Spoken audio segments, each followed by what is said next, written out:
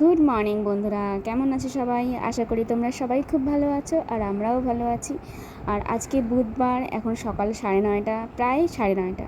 তো এখন আমি চিল্লা বানাচ্ছি ব্রেকফাস্টের জন্য। আর এটা সোহমের বাবার জন্য বানাচ্ছি। সোহমের বাবা খেয়ে যাবে আর সোহম নিয়ে যাবে স্কুলের টিফিনে।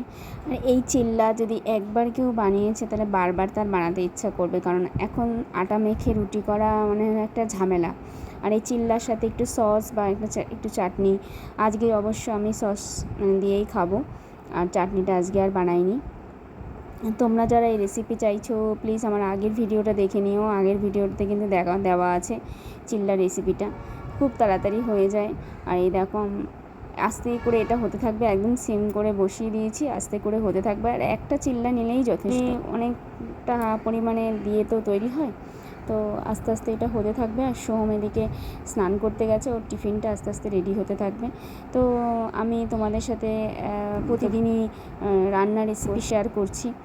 তো তোমাদের কেমন লাগছে প্লিজ আমাকে কমেন্ট করে জানিও। আর আরও একটা রেসিপি তোমাদের সাথে শেয়ার করবো। আজকের রেসিপি ভেন্ডি ভাপা। তো ভেন্ডি ভাপা বানানোর জন্য দেখো কি কি করছি। এখানে তো ভেন্ডিটাকে এরকম বড় বড় করে কেটে নিয়েছি, বুঝেছো? এরকম বড় বড় করে কেটেছি, এক একটা ভেন্ডি দুটো করে পিস করেছি, এরকম বড় বড় করে কেটে নিয়েছি। আর এবারে এখানে একটা মশলা বানিয়েছি। এখানে দিয়েছি 2-3 চামচের মতন সর্ষে দিয়েছি, কালো সর্ষে। 3 চামচের মতন কালো সর্ষে, হাফ চামচ জিরে নিয়েছি, দুটো কাঁচা লঙ্কা, একটু নুন আর জল দিয়ে এটা পেস্ট করে নিয়েছি। এবারে আমি রান্নাটা শুরু করব। এই ভেন্ডি ভাপা কিন্তু খেতে দারুণ লাগে। কড়াইতে প্রথমে সর্ষের তেল দিয়ে দিচ্ছি, কালো জিরা ফোড়ন দিয়ে দিচ্ছি। একটু ভাজা ভাজা হলে পরে ভেন্ডিটা এর মধ্যে দিয়ে দেবো। কালো জিরাটা একটু ভাজা ভাজা হয়ে গেছে, এর মধ্যে একটু হলুদ দিয়ে দিচ্ছি, যাতে গায়ে না ছেটে, তাহলে গায়ে ছিটে উঠবে। তোমরা যারা গায়ে তেল ছেটে ভয় পাও তারা আগেই তেলের মধ্যে কিছু দেওয়ার আগে হলুদ দিয়ে নেবে, তাহলে আর গায়ে ছিটবে না। হলুদটা দিয়ে দিচ্ছি।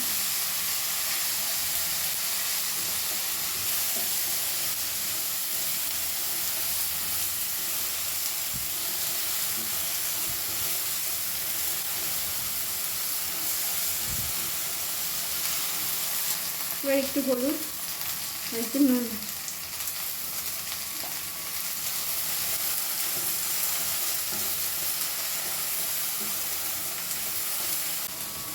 আঁচটাকে কিন্তু মিডিয়াম রেখে ভাজতে হবে, একদম বাড়ালে চলবে না, তাহলে কিন্তু পুড়ে পুড়ে উঠবে।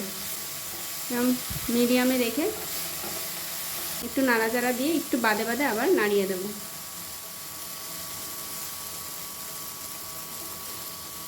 তোমরা কারা কারা এই ভেন্ডি ভাপা খেয়েছো আমাকে প্লিজ কমেন্ট করে জানিও। আমার ভিডিও ভালো লাগলে আমার চ্যানেলটাকে সাবস্ক্রাইব করে প্লিজ আমার পাশে থেকো।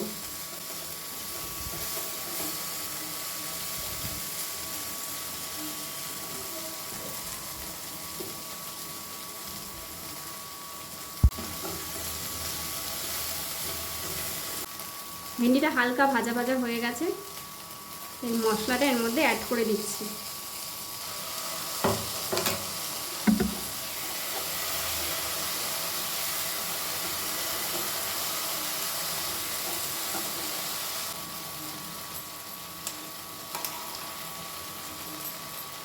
একটু চিনি দিয়ে দেবো।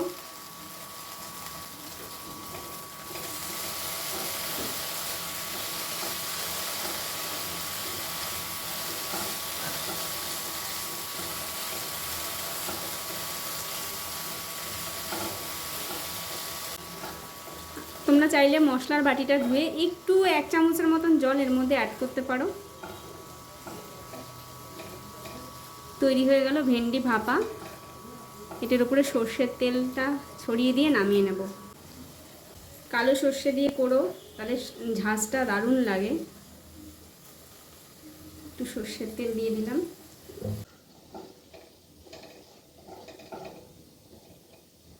তৈরি হয়ে গেল দারুণ স্বাদের ভেন্ডি ভাপা। এই দেখো ভেন্ডি ভাপাটা খুব তাড়াতাড়ি হয়ে যায় রান্নাটা।